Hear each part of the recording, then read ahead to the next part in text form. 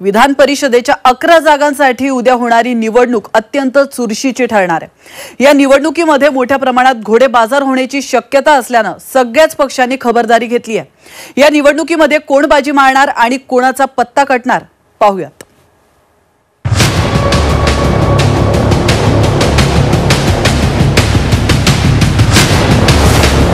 विधान परिषदेच्या 11 जागांसाठी प्रतिष्ठेची निवडणूक।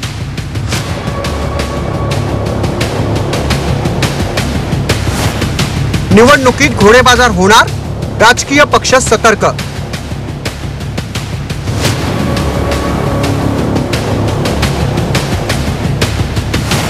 कोण बाजी मारणार, कुणाचा होणार गेम।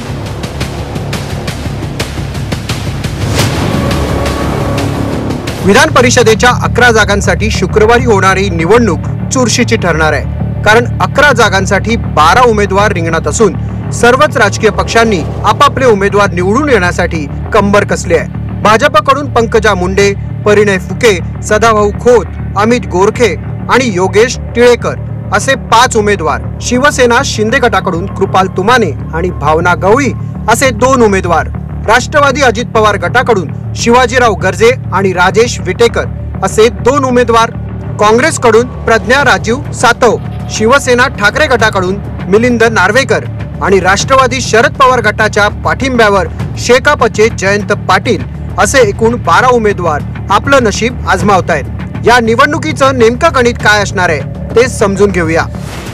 कुणाचा गेम होणार? विधान परिषद निवडणुकीत 274 आमदार मतदान करणार आहेत। एका उमेदवाराला विजयासाठी 23 मतांचा कोटा निश्चित करण्यात आलाय। महायुतीकडे 197 आमदारांचं संख्याबळ असून त्यांचे 9 उमेदवार रिंगणात आहेत। महाविकास आघाडीकडे 69 आमदारांचं संख्याबळ असून त्यांचे 3 उमेदवार रिंगणात आहेत। आता प्रत्येक पक्षाचं संख्याबळ किती आणि कुणाला किती मतं कमी पडतायत ते पाहूयात। भाजपकडे 103 आमदार आहेत। 5 उमेदवार निवडून येण्यासाठी 115 मतांची गरज आहे। वरच्या 12 मतांसाठी भाजपला मित्रपक्ष आणि अपक्षांवर अवलंबून राहावं लागणार आहे। 5 अपक्ष आमदार आणि इतर 7 आमदारांनी भाजपच्या पारड्यात मतं टाकल्यास भाजपचे 5ही उमेदवार जिंकू शकतात असा अंदाज आहे। शिवसेना शिंदे गटाकडे 38 आमदार आहेत।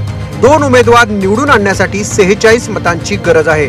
वरच्या 9 मतांसाठी शिवसेना शिंदे गटाला तजवीज करावी लागणार आहे। 6 अपक्ष आमदार आणि बच्चू कडूंच्या पक्षाच्या 2 आमदारांची मतं मिळाल्यास मुख्यमंत्र्यांचे दोन्ही उमेदवार विजयी होऊ शकतील अशी शक्यता आहे। राष्ट्रवादी अजित पवार गटाकडे 40 आमदार आहेत। 2 उमेदवार निवडून आणण्यासाठी 46 मतांची गरज आहे। अजितदादांच्या पक्षाला वरच्या 6 मतांची तजवीज करावी लागणार आहे। 3 इतर आमदारांचं पाठबळ त्यांना असल्याचं समजतंय। आणखी 3 मतं ते कुठून आणणार हा प्रश्नच आहे। काँग्रेससाठी तुलनेनं कागदावर तरी सोपा पेपर असल्याचं दिसतंय। महाविकास आघाडीत काँग्रेसकडे सर्वाधिक म्हणजे 37 आमदार आहेत। त्यामुळे प्रज्ञा राजीव सातव पहिल्याच फेरीत निवडून येऊ शकतात। काँग्रेसकडे अतिरिक्त 14 मतं आहेत। ही मतं काँग्रेस कुणाच्या पारड्यात टाकणार यावर शिवसेना ठाकरे गटाच्या उमेदवाराचं भवितव्य अवलंबून असणार आहे। शिवसेनेकडे विधानसभेचे केवळ 15 आमदार आहेत। मिलिंद नार्वेकर यांच्या विजयासाठी 8 मतांची जुळवाजुळव करावी लागणार आहे। काँग्रेसची अतिरिक्त 14 मतं नार्वेकरांच्या पारड्यात पडल्यास ते सहज निवडून येऊ शकतील। नार्वेकरांचे सर्व पक्षांच्या नेत्यांशी चांगले संबंध आहेत, त्यामुळे इतरांची मतं आपल्याकडे वळवण्यात ते कितपत यशस्वी होतात याकडेही लक्ष असणार आहे। राष्ट्रवादी शरद पवार गटानं शेकापच्या जयंत पाटलांना पाठिंबा दिलाय। शरद पवार गटाचे 12 आमदार आहेत।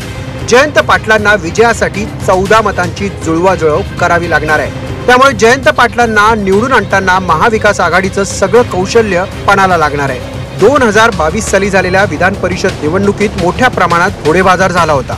सत्ता नसतानाही भाजपनं महाविकास आघाडीच्या आमदारांची मतं फोडून आपले उमेदवार निवडून आणले होते। आताही क्रॉस वोटिंग होण्याची भीती सगळ्याच राजकीय पक्षांना आहे।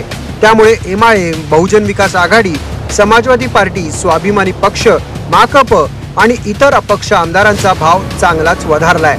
त्यामुळे विधान परिषद निवडणुकीत नेमका कुणाचा गेम होणार याचा तर्क लढवणं अवघड झालंय। ब्युरो रिपोर्ट झी 24 तास.